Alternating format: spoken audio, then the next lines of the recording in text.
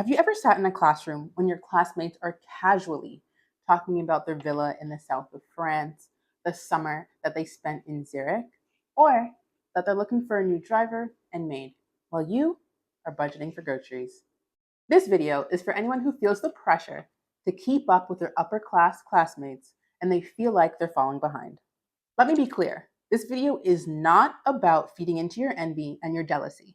This video is about understanding the world that you stepped into and learning how to navigate it with your head held very, very high.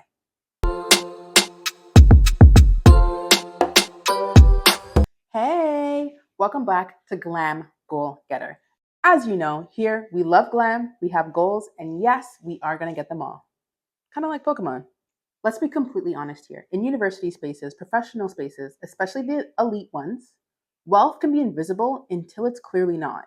It shows up in the designer handbags that you don't even know are designer, the weekend getaways, the unpaid internships, and the connections that seamlessly open doors for other people. The truth is, being surrounded by privilege does not make you any less than, and you should not allow it to push you out. All it is a room full of opportunity for you and for your lineage. For the purpose of today's video, we're really going to focus on academic elite spaces. And this new exposure is actually a part of your education and professional development. Instead of shrinking yourself, you need to start observing, start talking to people. The key lesson from being in these spaces is to understand social fluency. If you're starting to feel a little bit small, remember, you're all here in the same place at the same time. You are equally as worthy, just like anybody else. And don't let any ignorant person tell you otherwise. So let's break it down to what you should be doing to maximize the outcome of being in these spaces. So first off, we have the look. Every single day is a job interview, okay? Every single day, especially for the first month of September, you need to bring it. You need to make sure your hair is done, nails done, hygiene up to par, and your outfits clean and crisp. Dress accordingly to the job that you want upon graduation and not your current situation, which means, sure, every now and then, wear a heel to class so that they know you mean business. If a lot of your classmates are wearing designers, honestly, I would say get it if you can afford it because it does have benefits. However, if not, you don't need it. What matters most is the information that you retain and that you learn until graduation. If you're a little bit chubby and you're not comfortable with your body, you need to go to the gym and take care of that because that uncomfortability and that self-consciousness shows. Hygiene, hygiene, hygiene. Your classmates are going to see you daily or weekly, and nobody wants to smell you. You need to be showering every day before you go to class. Please, I promise you, you don't want to be the person that is known for stinking. It might be a body odor scent, but also remember to floss because when you don't floss, people know you don't floss. Trust me, trust me. There are people that I've met 4 years ago, and the only thing that I remember about them is that I don't think they floss because you can smell the plaque in the back of their mouth every single time they talk to you. And do you really want to be remembered like that? I don't think so. You want to be remembered for being competent and kind. Wear the makeup, especially if your skin is not clear. If you have very, very clear skin, you don't need makeup as much. But if you have a lot of blemishes or you have really dark under eyes and you have a tendency to look tired, that's not a good look. That's a terrible impression. Do something to make yourself look clean, well kept, and just rejuvenated. Now let's move on to section 2, which I think is one of the most important parts, and it is soft skill development. Think about your weaknesses and when it comes to soft skills and develop them. Are you lacking emotional intelligence? If so, work on it. If you are a terrible public speaker, which I have been, there are times where I will literally cry and run off of the stage. Been there, done that, okay? But as an adult, it's not cute anymore. Public speaking is very important for your long-term career. In the beginning of the semester, you might suck, and that's okay. But by the end of the academic year, you should be seeing improvements.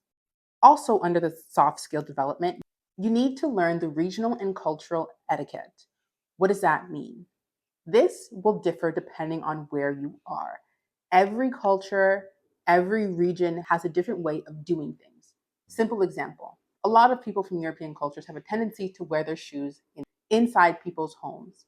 I think this is also true for like African countries and homes where they have maids. However, in other countries, in Canada and in the Caribbean, Wearing your shoes in someone's home is considered rude. So, wherever you are, learn the etiquette that will help you be successful and respectful to other people. Along that same thread, don't stereotype people. Just because someone has more money than you, don't take these preconceived notions that you learned online about upper class people and take them with you, because most of them are not true.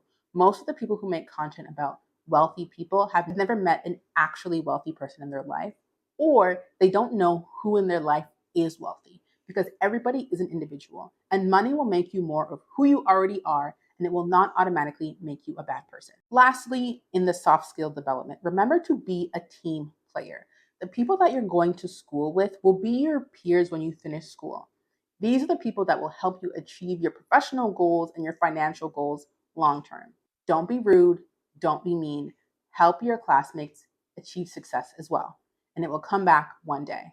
Now we're going to talk about maximizing your time. This area is what really creates the gap between people who come from upper class families or lower and middle class families.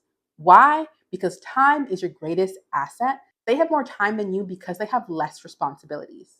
So, what we're going to be doing until we graduate is outsourcing as much as possible when you can afford it. In this time, you need to be selfish, okay? Do you have to spend an hour and a half at the grocery store after class, or can you spend 10 minutes ordering your food on the app over the class break so that when you're home, the groceries are already there and all you have to do is pack it away?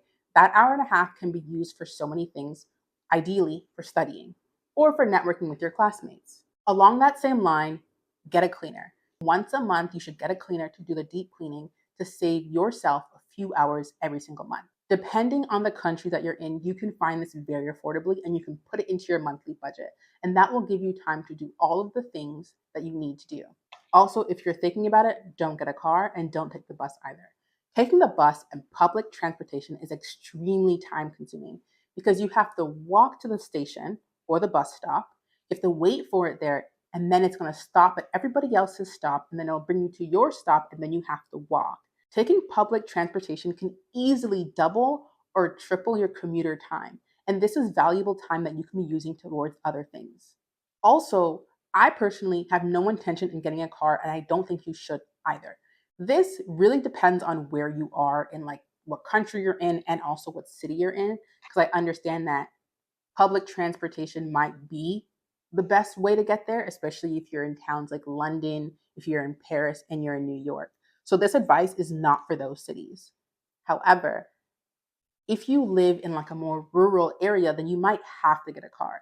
But if you live in a regular city where ride sharing and taxis are in abundance, I would opt for the taxi option, because when you have a car, you have to walk to the parking spot, right? You have to get gas, you have to take your car to get maintenance, just more time for you, and then you have to find parking. And in some cities, finding parking can take you over an hour.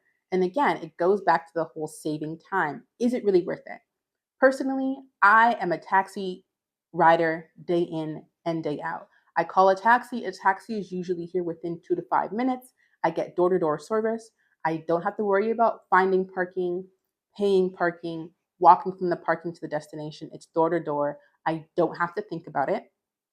I'm not being stressed out by poor drivers or by traffic. I can be in the back seat. I can focus on other things. I can make TikToks. I can edit videos. I can do reading. I can study for my test within the few extra minutes that I have. All of those things that I'm saying are realistically luxuries. But I'm saying this because your upper class classmates have these advantages because they don't have to cook, they do not have to clean, they don't have to drive themselves everywhere, they don't have to plan a lot of other things. So, in order to set yourself apart within means and within reasons, be selfish with your time and reduce the amount of responsibilities that you have so you can focus on what matters. That's studying, networking, and making sure your life feels fulfilled. The goal is not to idolize other people. The goal is to realize the disadvantages that you have, how you can reduce them so you can perform optimally to create the best life for yourself upon graduation. All of these things will help you to elevate to the next level and move through these spaces eloquently. But most importantly, you belong in every single room that your ambition and your merit will take you. And as you elevate, remember to stay grounded in who you are and where you came from. If this topic resonates with you, please share it with someone who's going through a similar situation. And today, I'll leave you with this. It's not about where you start. It's about enjoying the process and carrying your true self along the way. Until next time, stay grounded and keep achieving your goals. Bye.